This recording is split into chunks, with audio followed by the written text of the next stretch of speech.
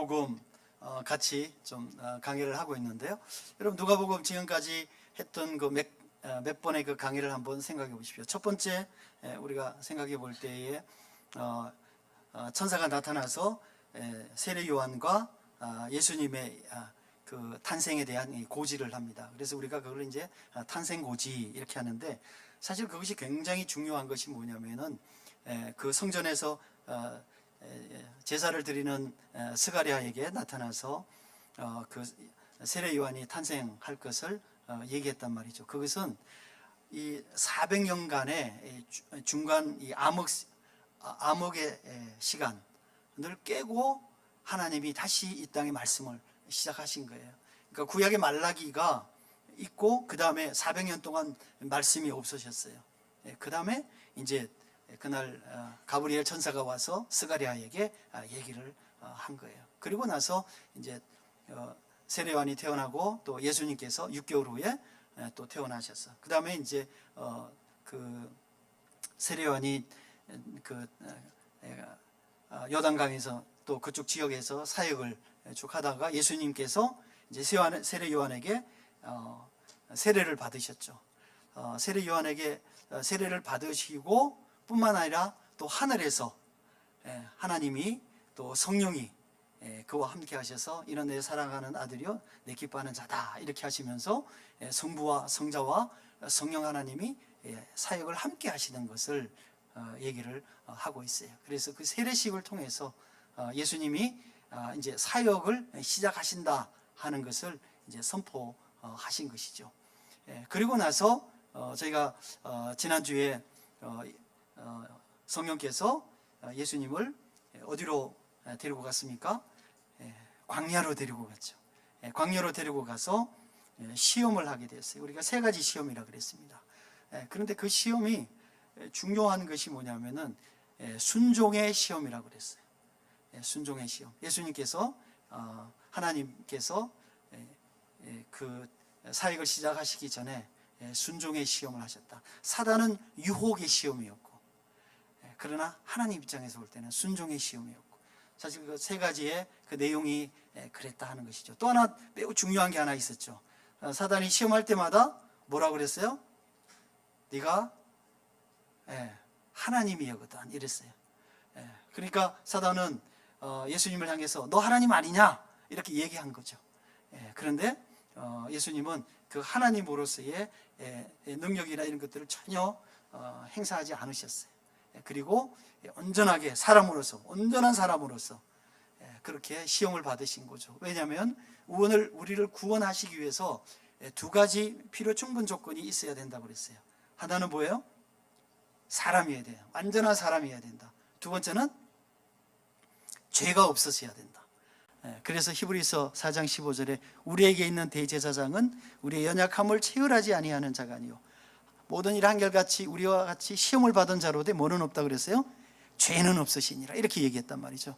그러니까 이 2가지가 조건이 되어져야지만 우리의 구원이 되는 거예요. 우리를 위해서 십자가에 죽으셔서 우리를 구원하실 수 있는 거예요. 그런데 사단은 그걸 아는 거죠. 그러니까 예수님에게 계속 얘기하는 거죠. 너 하나님이지. 너 하나님의 능력을 행사해봐. 이렇게 했다 그랬어요.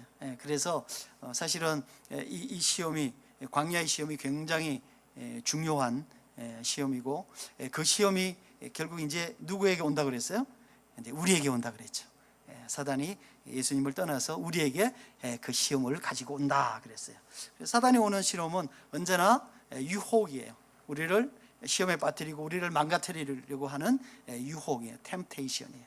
그러나 하나님께서 우리를 시험하시는 것은 우리를 세우시려고 하는 테스트라는 거죠. 그런 측면을 우리가 잘 이해하는 것이 굉장히 중요하다고 그랬어요. 자, 오늘 그게 이어서 3번째 굉장히 중요한 거, 거기 요단강에서 세례를 받으시고 광야에서 시험을 받으시고, 그 다음에 이제 오늘은 나사렛에 있는 그 회당에서 예수님께서 메시아 취임식을 하시는 거예요.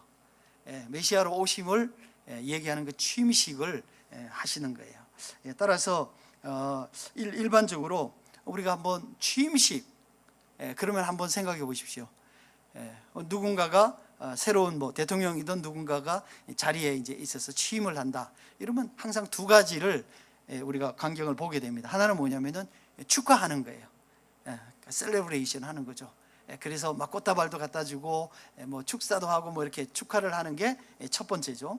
두 번째는 뭐냐면은 당사자가 와서 뭘 합니까? 앞으로 내가 어떻게 일을 하겠다. 어떤 목표를 가지고 어떤 비전을 가지고 일을 하겠다. 이런 이제 얘기를 이제 하게 됩니다.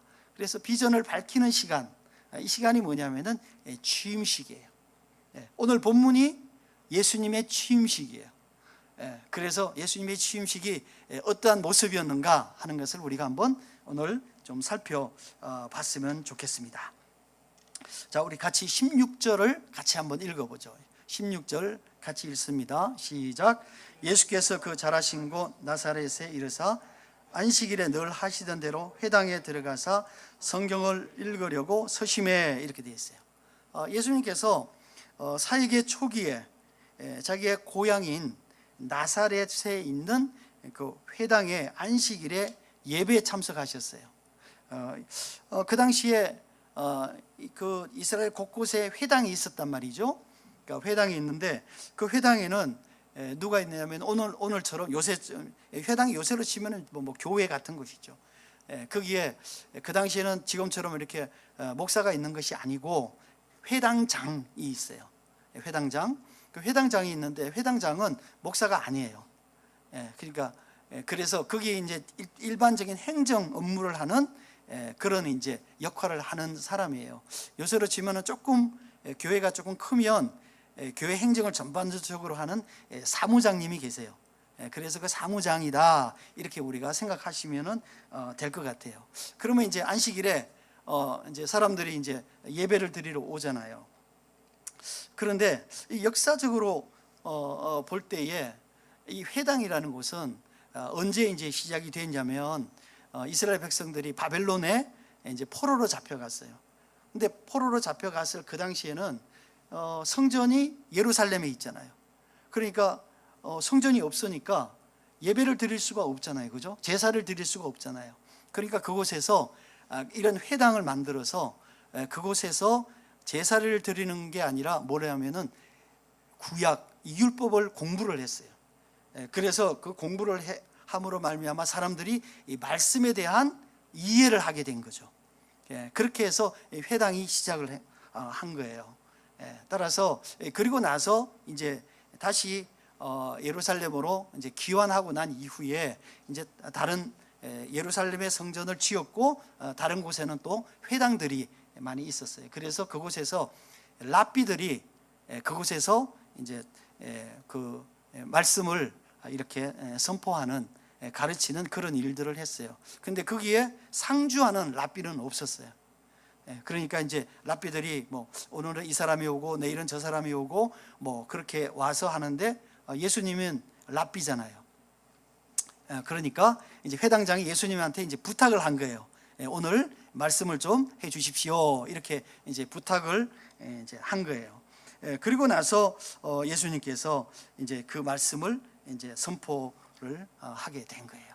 근데 오늘 그 나사렛 회당에서 말씀하시는 것을 제가 예수님의 메시아로서의 취임식이다 이렇게 얘기했잖아요. 근데 여러분 한번 생각해 보십시오. 우리가 복음서를 보면 예수님이 갈릴리에서 사역하시다가 그 다음에 그 예루살렘으로 가시는 그 길, 우리가 노상사역이라고 그러는데 그 사역을 하시고 그 다음에 최종적으로는 예루살렘에 가서 사역을 하셨잖아요. 그죠?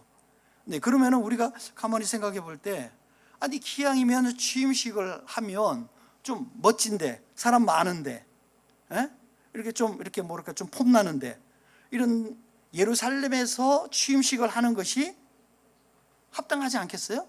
누가 봐도 그것이 어떻게 보면 굉장히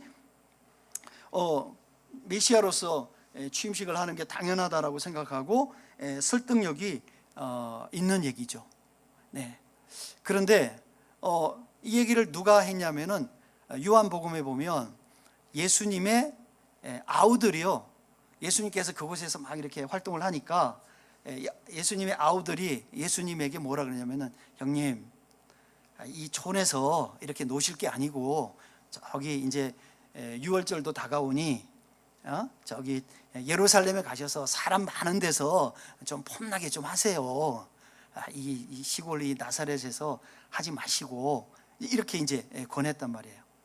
근데 사실은 요 때의 정황을 보면 예수님의 동생들이 우리 형님 너무 그냥 멋지시고 정말 잘나셔서 정말 이 하나님의 그 소명을 받은 그런 선지자니까 정말 폼나게 예루살렘에서 가셔서 사역을 좀 하시는 것이 좋겠다, 이런 선한 의도로 한 것이 아니라 조금 이렇게 비꼬는 투로 뭐 이렇게 여기서 하세요, 그냥 가시려면은 그 예루살렘에서 하시지, 그러니까 이런 이제 투로 얘기를 사실은 한 거예요. 그렇다면 우리가 한번 생각해 볼 필요가 있는 것이죠. 아니 예수님이 정말 폼나게 예루살렘에서 취임식을 하면 너무 좋은데 하필이면 나사렛 이 총구석에서 그런 취임식을 하셨을까 하는 거죠. 이거는 성경적인요 상당한 어떤 그 예언적 의미가 있습니다. 예언이라고 하면은 구약에서 이제 우리가 생각해 보는데, 구약의 어떤 장을 우리가 살펴봐도 이 나사렛이라는 단어가 없어요. 나사렛이라는 단어가 없습니다. 그 다음에 뭐 이게 전혀 없는데, 그러나 베들레헴은 있잖아요. 우리가 미가서에 보면 베들레헴이 있잖아요. 그러니까 예수님이 탄생하신 곳은 베들레헴에서 탄생한다 하는 그 미가서의 예언은 있단 말이에요. 그는 성취가 됐어요. 근데 나사렛이라는 곳은 구약에 전혀 나타나지 않았단 말이에요. 근데 일반적으로 이 나사렛이라는 이 동네는요 굉장히 이스라엘 백성들에게 아주 뭐라 그럴까, 이렇게 좀 따돌림을 받고 무시를 당하던 동네였어요. 물론 이 나사렛이라는 곳이 그 갈릴리 코스 근방에 있는 동네여서 그 당시에 잘 그렇게 발달하지 않는 동네, 촌동네 임금화는 분명합니다. 근데 우리가 요한복음을 보면 예수님의 부름을 받고 예수님의 제자로 따라 나서게 된 빌립이라는 사람이 있잖아요, 그죠? 빌립이 자기 친구 나다나엘에게 얘기를 했어요. 야 나다나엘, 내가 메시아를 만났어. 메시아를 만났어. 그랬더니 나다나엘이 뭐라 그러냐면은, 아니 나사렛에서 무슨 선한 게 나냐?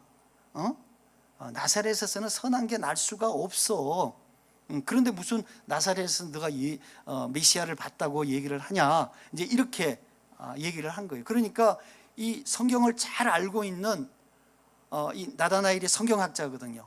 근데 나다나엘조차도 이 나사렛에 대해서 상당한 무시를 가지고 있었단 말이에요. 그러니까 비단 예루살렘에 사는 사람뿐만 아니라 그 동네 사람들조차도 그런 생각을 이제 하고 있었던 거예요. 그러니까 이제 빌립이 나다나엘을 데리고 야 그럼 한번 가서 한번 양 만나보자 이렇게 얘기한 거죠. 그래서 이제 가서 예수님을 만나고 난 다음에 나다나엘이 뭐랬어요? 변했죠.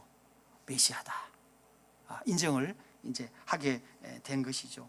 그 정도로 사실은 이 뭐라 그럴까요? 이 나사렛이라는 동네는 굉장히 무시를 받던 동네였어요.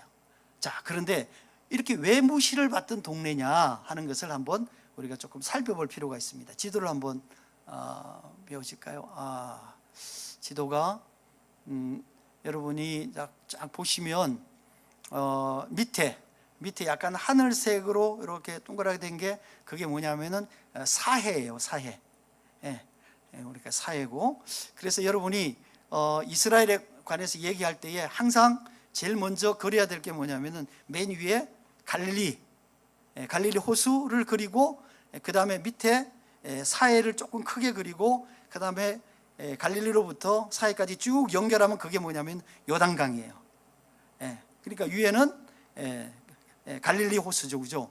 저 위에 보면은 가운데 한 3분의 2 지점에 조그맣게 동그랗게 된 게 이제 갈릴리 호수예요. 그 다음에 그 옆에 있는 세 지파가 있어요. 여러분이 이제 보시는 쪽에서 우측인 거죠. 세 지파가 있어요. 자, 그런데 예수님께서 유년 시절에 사셨던 이 나사렛은요 12지파 중에서 이사갈의 땅이에요. 이사갈의 땅이에요. 그 다음에 처음에 기적을 행하신 가나라는 동네 있죠. 요한복음 2장에 나와 있던 동네는 그 가나안에서 나사렛에서 조금 옆으로 가 있는데 거기는 뭐냐면은 스불론의 땅이에요. 그 다음에 거기 위에 조금 더 올라가면 뭐가 있냐면은 가버나움이라는 곳이 있어요. 그 예수님께서 거기도 조금 사셨어요. 근데 그쪽 가버나움에서 또 사역을 많이 하셨거든요. 근데 그 가버나움 땅은 이 납달리 땅이에요.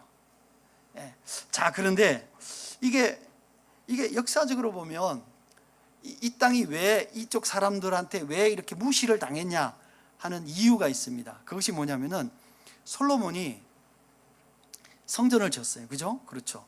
왕궁도 짓고 성전도 지었어요. 그런데 이 솔로몬이 왕궁을 짓고 성전을 짓는데 굉장히 도움을 많이 준 사람이 누구냐면은 그 두로와 시돈에 있는 지금 그 지중해 그쪽에 이제 보라색 있죠, 그죠?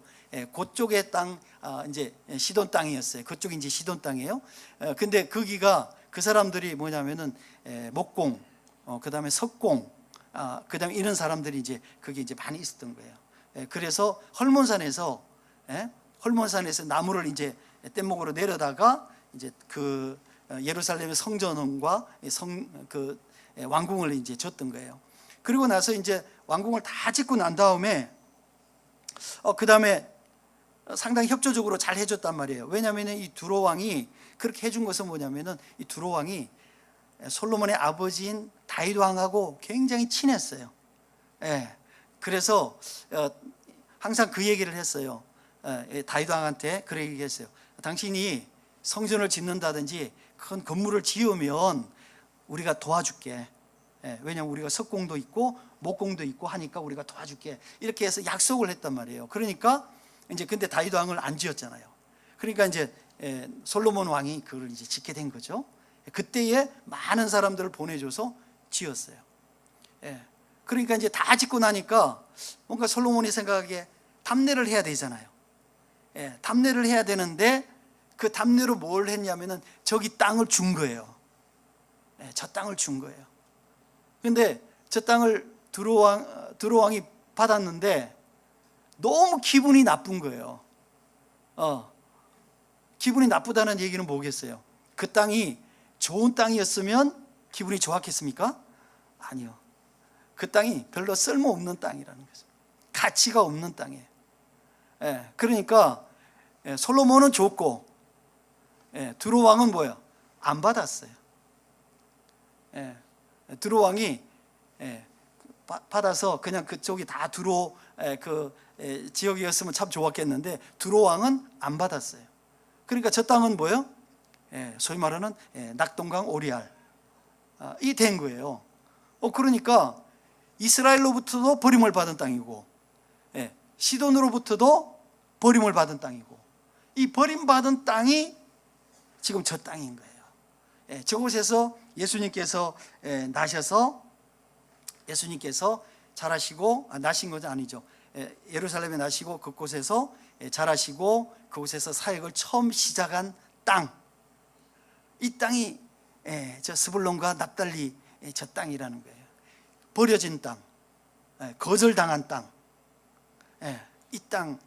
그러니까 그때로부터 지금까지니까 거의 1000년 동안 한 900년 정도 그런 괄세를 받으면서 살아왔던 땅이 저 땅인 거예요. 여러분 마태복음 4장 13절에서 16절까지 한번 저희가 같이 한번 읽어보도록 하겠습니다. 저 땅에 대한 얘기를 하고 있어요. 자, 한번 같이 읽어보도록 하겠습니다. 시작. 나사렛을 떠나 스불론과 납달리 지경 해변에 있는 가버나움에 가서 사시니 이는 선지자 이사야를 통하여 하신 말씀을 이루려 하심이라. 일러스되 스불론 땅과 납달리 땅과 요단강 저편 해변길과 이방의 갈릴리여 흑암에 앉은 백성이 큰 빛을 보았고 사망의 땅과 그늘에 앉은 자들에게 빛이 비추었다 하였느니라. 이렇게 되어 있어요. 그러니까 예수님께서 태어나신 곳은 아니지만 저 버려진 땅, 누구도 갖기를 원치 않았던 저 땅에서 예수님께서 예수님의 구원의 빛이 저기로부터 시작을 하신 거예요. 낮아진 땅, 버려진 땅, 거절당한 땅, 이것의 상징이 지금 저 땅인 거예요. 저 나사렛 저 지역이라고 우리가 얘기를 할 수 있는 거예요. 그러니까 예수님께서 이 땅에 오신 이유는 뭐예요? 가난한 자를 위해서잖아요. 병든 자를 위해서잖아요. 그러니까 지금 저곳에서 나사렛 회당에서 취임식을 하는 것이 뭐겠어요? 예수님께서 이 땅에 오심에 대한 매우 상징적인 의미를 가지고 있다 하는 것을 우리가 생각해 볼 수 있는 것이죠. 낮은 자리에서 시작하신 거예요. 태어나실 때도 낮은 자리에서 태어나셨고 사역도 낮은 자리에서 시작하셨다 하는 것을 우리가 알 수가 있는 것이죠. 자, 두 번째 우리가 보겠습니다. 4장 17절서부터 20절까지 같이 한번 같이 읽어보도록 하겠습니다. 시작. 선지자 이사야의 글을 들이거늘 책을 펴서 이렇게 기록된 데를 찾으시니 곧 주의 성령이 내게 임하셨으니 이런 가난한 자에게 복음을 전하게 하시려고 내게 기름을 부으시고 나를 보내사 포로된 자들에게 자유를, 눈먼 자에게 다시 보게 함을 전파하여 눌린 자를 자유롭게 하고 주의 은혜의 해를 전파하게 하려 하심이라 하였더라.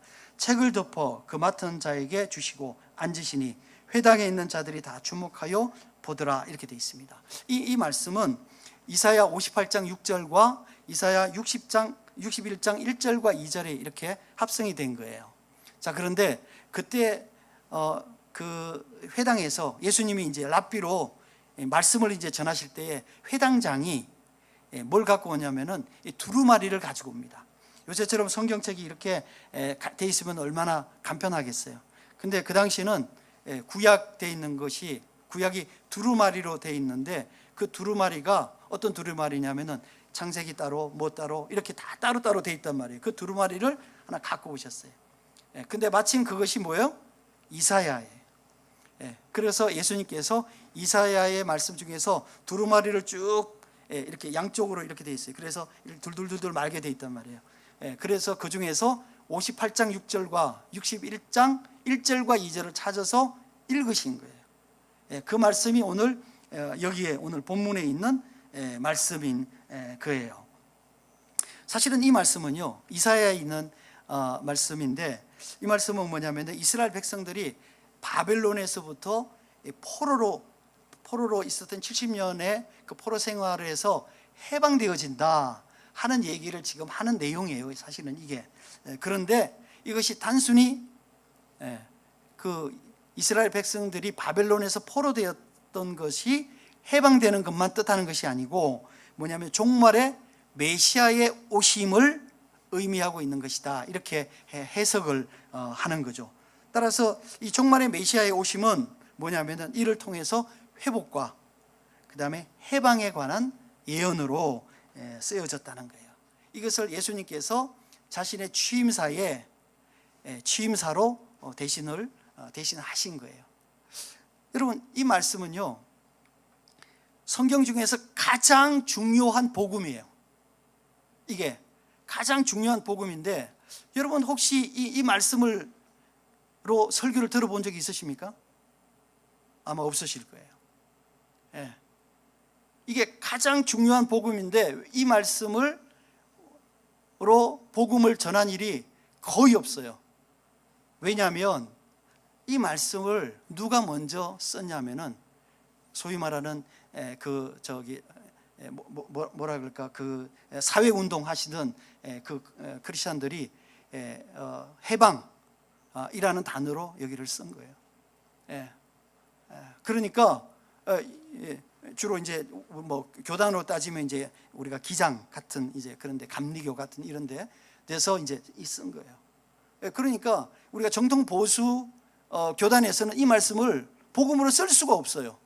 왜? 자기네들이 먼저 선점을 해버리고 이 말씀을 노동자를 해방시키고 인민을 해방시키는 이런 말씀으로 먼저 딱 써버리니까 이게 제일 중요한 복음인데 제일 중요한 복음인데 사용할 수가 없는 거예요. 저는 개인적으로 이 말씀이 이 복음 진영에서 회복이 되어진다, 이렇게 저희 생각을 합니다. 사실은 이 말씀이 제 박사 논문 제목이에요. 제가 이 본문이 제가 박사 논문을 쓴 그 내용이에요. 어쨌거나 이 중요한 것은 이제 그런 얘기를 하고 있는데, 이거는 결국 뭐냐면은 예수님이 자신에 관한 얘기를 이미 이사야에서 하고 있다 하는 것을 취임사에서 얘기를 하고 있어요. 이걸 우리가 신학적으로는 자기 계시다, 이렇게 얘기를 하고 있거든요. 자, 18절에 보니까 이렇게 되어 있어요. 주의 성령이 내게 임하셨다, 이렇게 되어 있거든요. 주의 성령이 내게 임하셔서 나에게 뭐를 주신 거예요? 사명을 주신 거죠. 여러분 생각해 보세요. 주의 성령이 언제 또 임하셨어요? 요단강에서 세례를 받을 때 하나님이 이런 내 아들이요 얘기를 하셨고, 그 다음에 성령이 비둘기처럼 예수님 위에 내리셨다, 이렇게 돼 있어요. 주의 성령이 예수님으로 하여금 이런 사명을 주신 거예요. 따라서 이 주의 성령이 내 안에 임하셨다는 얘기는 뭐냐면은 내가 하나님으로부터 보냄을 받았다, 이렇게 되어 있는 거죠. 우리가 사도 그럴 때 어포슬 그러잖아요. 그 말의 의미가 보냄을 받은 자다, 이런 거예요. 그러니까 보냄을 받을 때는 언제나 뭐가 있어요? 목적이 있는 거죠. 어떤 목적을 가지고 보냄을 받은 자예요. 그래서 예수님의 목적은 뭐냐 하는 거죠. 여기서 가난한 자, 포로된 자, 눈먼 자를 자유롭게 하려고 한다, 이렇게 되어져 있어요. 사실 이것은 꼭 정말 생활이 어려워서 가난한 자들이냐, 포로된 우리가 어디 누구에게 전쟁하다가 포로된 자들이냐, 아니면 정말 앞을 못 보는 그런 소경들이냐, 그런 의미는 아니에요. 물론 그 사람들도 포함하는 거지만 넓은 의미로 그런 의미는 아니에요. 죄에 눌린 자, 죄의 포로가 된 자들, 그 다음에 가난한 자라는 것은 결국은 뭐예요? 이 땅에 소망이 없는 자들이, 이 땅에 소망이 없는 사람들, 죄에 눌린 사람들, 그 다음에 이 땅에 진리를 보지 못하는 사람들, 이 눈먼 사람들을 위해서 내가 이 땅에 왔다, 이렇게 되어 있어요. 그러면서 뭐라 그러냐면은 이걸 자유롭게 한다, 이렇게 되어 있거든요. 이 자유롭게 한다는 의미로 여기에 쓰여진 단어는 뭐냐면은 주의 은혜의 해, 이렇게 되어 있어요. 이 주의 은혜 해는요, 우리가 알고 있는 다른 단어로는 뭐냐면은 희년이에요. 주빌리, 희년이에요. 여러분, 희년이라는 제도가 구약에 있었어요. 여러 번 행해지지는 않았지만 우리가 하나님께서 이스라엘 백성들에게 희년이라는 제도를 주셨어요. 자, 그런데 그 희년은 어떤 거냐면은 안식년이 몇 년마다 있어요? 7년마다 있죠, 그죠? 이 7년마다 있는 안식일이 7번 되면 77이 49년이잖아요, 그죠? 그리고 그 다음 해 50년째 되는 해가 희년이에요. 이게 주의 은혜의 해예요. 그런데 이때 내가 이 50년째 되던 이 희년에 어떤 일이 일어나냐 하면은 내가 가지고 있던 모든 것들이 회복이 되는 거예요. 내가 잃었던 땅, 내가 돈이 없어서 나를 노예로 팔아서, 그러면 그 신분이 회복이 되는 거예요. 그러니까 모든 것이 하나님께서 그들에게 처음 주신, 가나안을 정복하고 여호수아를 통해서 처음 주신 그 당시에 자유인으로, 그 당시에 토지를 갖고 있는 모든 그 상황으로 회복이 되는 거예요. 회복이 되는 거죠. 그러니까 이게 뭐냐면은 이 희년, 주의 은혜해가 그렇다는 거예요. 그러니까 예수님께서 이 땅에 오신 것은 너희로 하여금 희년을 경험하게 한다는 거죠. 그것은 결국은 뭐겠어요? 이 하나님에 대한 소망을 가진 자들에게 하나님 나라를 임하게 하시고, 그 다음에 포로된 자들, 죄에 대해서 포로된 자들에게 그 포로된 그것을 예수 그리스도의 부활을 통해서 죄의 사슬을 끊게 하시고, 복음을 모르는 자들에게 복음을 듣게 하시고 보게 하시는 이런 역사가 일어나게 하는 것이 결국은 뭐냐면은 예수님이 이 땅에 오신 목적이다 하는 거예요. 따라서 뭐를 회복하는 거예요? 하나님께서 지으신 그 에덴의 모습으로, 근데 옛날 에덴이 아니라 새 에덴의 모습으로 회복하게 한다 하는 것이 이 해방을 통한 회복을 얘기를 하는 거예요. 이게 예수님께서 취임사로 하신 말씀이다 하는 것을 우리가 생각해 볼 수 있는 것이요. 이것이 뭐예요? 진정한 복음이에요. 우리에게 은혜의 희년이 우리에게 임하는 것, 이것이 진정한 복음이다 하는 것을 우리가 생각해 볼 수 있는 거죠. 이것이 우리가 8.15 광복 그때처럼 태어나지도 않았지만 얼마나 기뻤겠어요. 여러분 생각해 보세요. 혹시 여러분이 빚이 있는데 열심히 일해서 어느 날 빚을 다 갚았어요. 마음이 어떻겠어요? 정말 날아갈 것 같잖아요. 저도 사실은 그런 경험이 있어요. 제가 옛날에 살던 집이 거기에 그 주택, 옛날에 주택은행이 있죠. 그 주택은행에서 돈을 빌려가지고 달달이 갚아야 되는 그런 거였거든요. 그 매달 하여튼 얼마인지는 기억이 안 나는데 그걸 계속 갚았는데 정신없이 갚은 거죠. 근데 어느 날 보니까 이번 달이 마지막 그게 늦는 달이에요. 제가 다른 사람이 살던 집을 이제 제가 샀으니까 그걸 갚아야 되는데 그게 보통 평균 짧게는 10년, 길게는 20년. 저희가 그렇게 해서 옛날에 집을 많이 샀잖아요. 제가 그 빚을 갚고 나니까 그렇게 돈이 큰 돈은 아니에요. 그런데요, 제 안에 그냥 이 마음속에 그 짐이 그냥 들어지는 느낌. 제가 학교 다닐 때 학자금도 그랬거든요. 제가 학자금 제가 7학기를 학자금 내고 다녔어요. 4년 8학기 중에서 7학기를 학자금. 그래서 졸업하고 계속 학자금 계속 대출받은 거 계속 갚았단 말이에요. 아이고 이놈 거 언제 갚나. 근데 어느 날 갚은 거예요. 빚으로부터 뭐예요? 해방된 거죠. 그 기쁨. 그거하고 비교가 할 수 있겠어요. 그러나 우리 하나님 우리에게 주시는 이 진리에 관한, 우리 구원에 관한 이 기쁨은 말할 수가 없는 거죠. 세 번째, 우리가 성경 하나 더 읽겠습니다. 12절 한번 읽어볼까요? 21절 12절에 21절 같이 읽겠습니다. 시작. 이에 예수께서 그들에게 말씀하시되 이 글이 오늘 너희 귀에 응하였느니라 하시니, 이렇게 되어 있어요.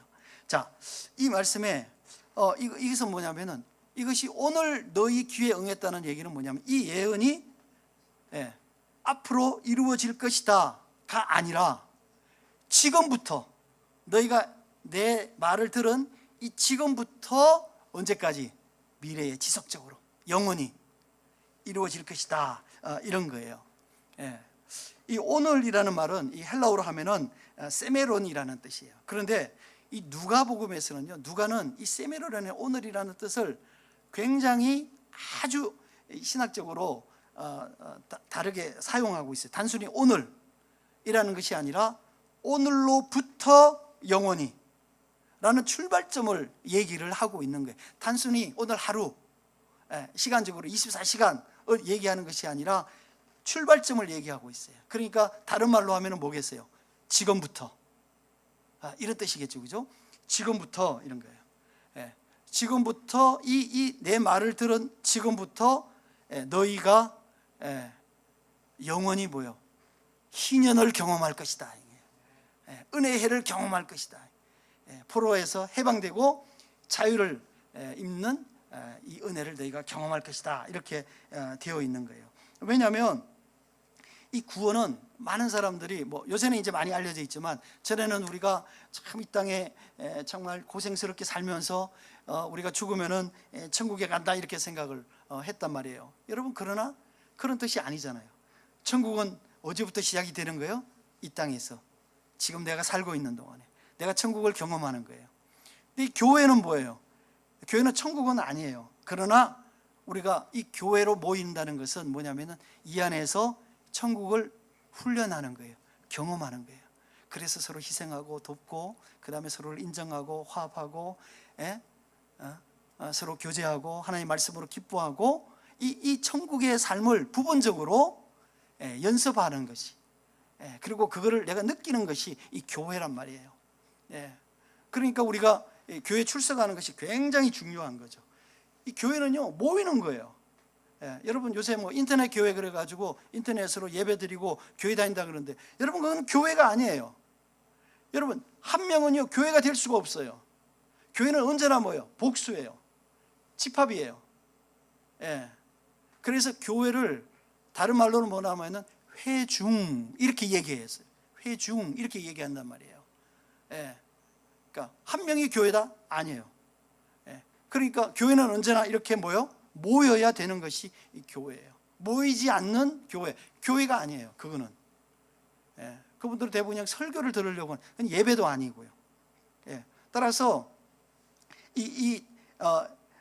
우리가 이 교회에 출석하는 것, 이것은 결국은 뭐냐면은 지금부터 내가 미래에 있을 이 하나님의 나라, 계속해서 우리가 그것을 미래 경험하는 것이 아니라 지금부터 내가 경험해 간다 하는 것을 얘기하고 있는 거예요. 근데 교회 다니면서 그런 기쁨이 없다? 생각해 볼 일이에요. 예. 내가 그런 기쁨이 없다? 생각해 볼. 왜? 하나님이 우리에게 죄에서 해방되어지고 우리가 하나님의 소망을 갖게 하시고 그 다음에 눈을 떠서 진리를 보게 하셨는데 내 안에 그런 기쁨이 없다는 것은 뭔가 잘못된 것이죠. 뭔가 잘못된 것이죠. 예. 우리가 한번 생각해 볼 필요가 있는 거예요. 따라서 이것은 미래가 아니라 오늘부터 시작되는, 지금부터 시작되는 미래로 이어지는 것이에요. 따라서 우리가 죽음이라는 것도 마찬가지예요. 오늘 살다가 우리가 죽음이라는 문을 열고 어디로 들어가는 거예요? 미래로 들어가는 거예요. 하나님의 나라로 들어가는 거예요. 따라서 우리가 죽음이라는 것을 우리가 슬퍼하지 않는 이유 중에 하나가 뭐냐면은, 왜냐하면 그걸로 끝이 아니기 때문에 그래요. 예. 죽음을 끝이라고 생각하면 슬픔이에요. 네, 그러나 끝이 아니기 때문에 우리가 그것을 훨씬 더 다르게 받아들일 수 있는 거예요. 세상 사람들과 함께, 세상 사람들과는 전혀 다르게 받아들일 수 있는 거예요. 따라서 이 생은 언제나 다음 하나님이 준비하신 우리의 부활과 함께 준비된 삶을 우리가 기대하면서 살아가는 것. 따라서 우리가 부활에 대한 소망이 없다. 부활에 대한 소망이 없다는 것은 결국 뭐냐면 예수 믿지 않는다는 얘기와 똑같은 얘기예요. 오실 예수님에 대한 기대가 없다 하는 것은 이 세상에 만족하면서 살아간다는 거죠. 그렇지 않습니까?